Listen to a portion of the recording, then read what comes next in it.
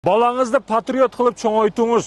Үйүңүздө жылкы болушу мүмкүн эмес, бирок сөз түрдө Кыргызстандын желеги болсун, байрагы.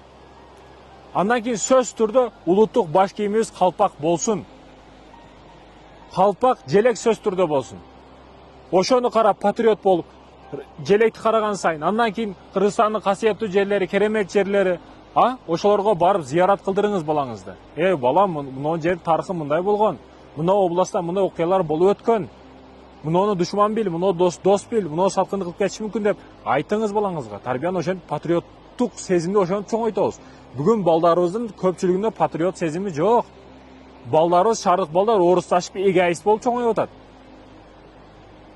Айылдык 18 жаш бар бала менен шаардык 18 жашар бала салыштырсаңыз, эмне болуп атат? Айтайын дегеним, мен Истанбулга, Түркияга барган эле, ар бир үйдө желектер жаркырап мынтип асылып турганын көрөсүз. Башкорт, Франция, Европа көп өлкөлөрдө кыдырсаңыз, алар мусулман эмес, европалыктар, көпчүлүгү. Бирок ошого карабастан мекенди сүйгөнгө тарбиялайт балдарын. Мекенди сүйгүн, бирөө келип, турист келип шагын сындырса бир көчөттүн, аны дагы тыюу салгын деп үйрөтөт. Бизчи өзүбүз баш болуп мусор таштайбыз.